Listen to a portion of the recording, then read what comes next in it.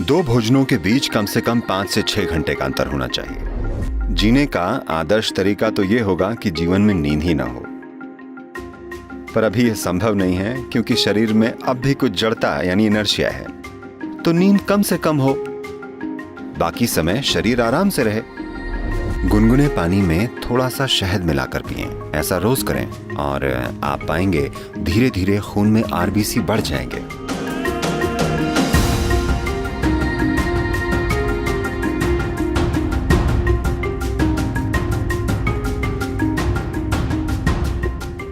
अगर भोजन की बात करें, सबसे महत्वपूर्ण चीज जिसका आपको ध्यान रखना चाहिए वो ये है, किसी दिन जब आप कोई भोजन खाते हैं, चाहे आप जो भी खाते हैं, आपको ध्यान रखना चाहिए कि वो भोजन कितनी जल्दी पचकर आपका हिस्सा बन जाता है। कोई भी भोजन अगर 3 घंटे से ज्यादा पेट में रहता है, यानी आपने खराब खाना खाया है। वो भोजन या तो आप छोड़ दें या कम से कम खाएं। अगर भोजन 3 घंटे में पेट से आंतों तक पहुंच जाता है, यानी आप कुछ ऐसा खा रहे हैं जिसे आपका सिस्टम अच्छे से पचा पाता है। शायद वो सबसे अच्छा भोजन न हो, पर सिस्टम उसे पचा पा रहा है। और दो भोजनों के बीच अगर आप 5 से 6 घंटों की दूरी बनाए रखते हैं और बीच में अगर कुछ भी ना खाया जाए, तो आप पाएंगे कि कोशिकाओं या सेल्स के स्तर पर सिस्टम में सफाई होगी। सेलुलर स्तर की यह सफाई स्वस्थ जीवन के लिए सबसे जरूरी और सबसे ज्यादा महत्वपूर्ण है।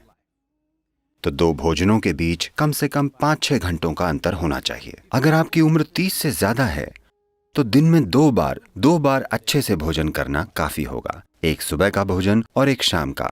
शाम के भोजन के बाद कम से कम 3 घंटे रुक कर सोना चाहिए और कुछ शारीरिक काम होना चाहिए। जरूरी नहीं है कि बहुत भारी या जोरदार गतिविधि हो, बस थोड़ी सी सैर या शायद थोड़ा सा डांस या ऐसा कुछ। अपने लिए कुछ ऐसा करें ताकि शाम के भोजन के बाद कम से कम 20 से 30 मिनट कुछ शारीरिक काम हो। ऐसा करने से आपका सिस्टम काफी स्वस्थ होगा।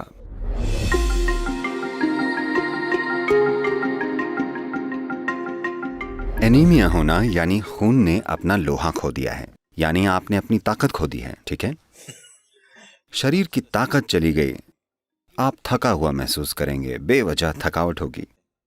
क्योंकि जब लोहा कम हो जाता है तब खून का ऑक्सीजन शरीर में अच्छे से नहीं पहुंचता, यानी आपका शरीर, आपका हृदय, आपका दिमाग सब कुछ ज्यादा काम नहीं कर पाएंगे क्योंकि आपके पास ऑक्सीजन कम है।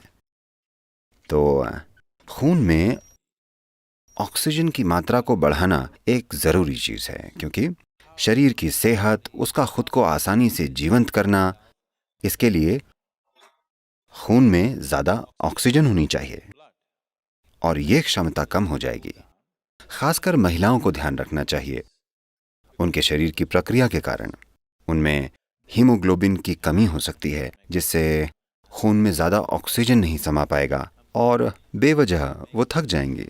अगर आरबीसी कम है तो बुद्धि पर भी असर होगा, क्योंकि दिमाग में ऑक्सीजन कम होगा तो इसका असर शरीर और दिमाग दोनों पर होगा।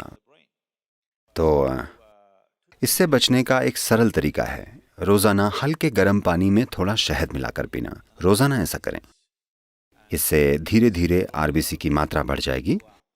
खून में ज्यादा ऑक्सीजन होगा तो अचानक ज्यादा ऊर्जा महसूस होगी, अचानक सब सक्रिय हो जाएगा, शरीर का कायाकल्प होगा, मृत कोशिकाओं की जगह नई कोशिकाएं पैदा होंगी।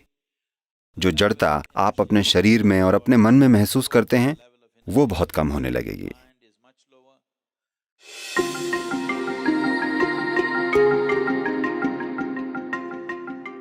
तो शहद हमारे सिस्टम पर अलग अलग असर डालता है।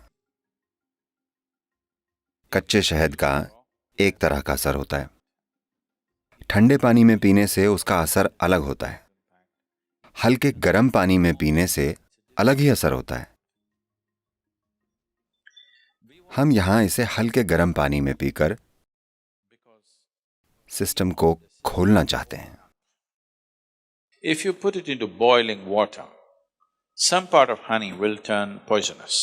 उबलते पानी में डालने से शहद का कुछ हिस्सा जहरीला हो जाता है। तो इसे कभी भी उबलते पानी में नहीं डालना चाहिए या इसे पकाना नहीं चाहिए। मैं जानता हूँ कि पश्चिम में लोग शहद के केक बनाते हैं, वो इसे पकाते हैं। एक तापमान को पार कर जाने के बाद शहद जहरीला हो जाता है। तो आपको इसे ऐसे तापमान में रखना चाहिए कि ये पीने लायक हो। इसे गुनगुने पानी में डालें, उबलती हुई गर्म चीजों में इसे न डालें।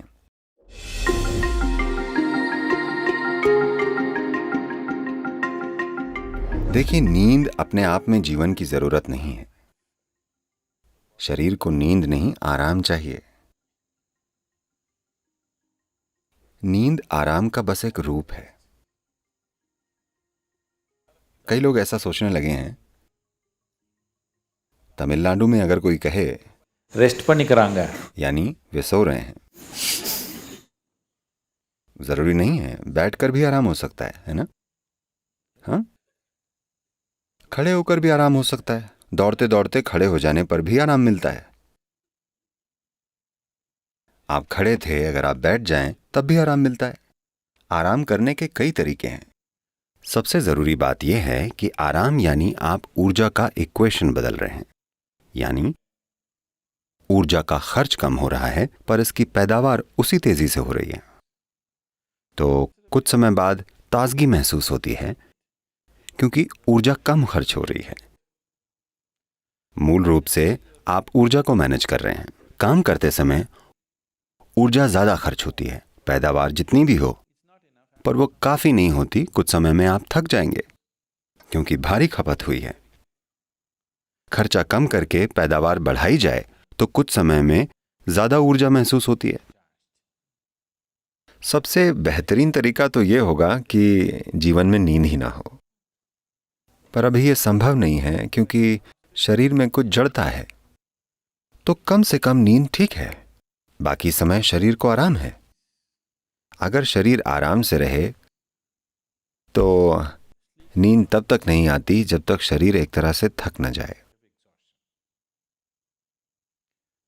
तो शरीर कभी भी नींद नहीं मांगता, पर आराम जरूर मांगता है।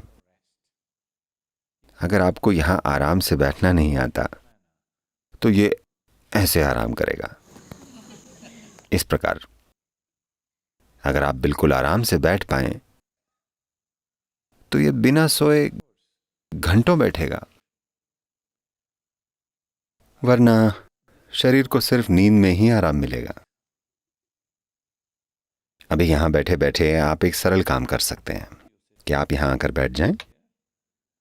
बस अपना ध्यान अपने सिर के ऊपर से अपने पैर की उंगलियों तक ले जाएं और देखें क्या सब कुछ ढीला और आराम से है, या आप ऐसे बैठे हैं।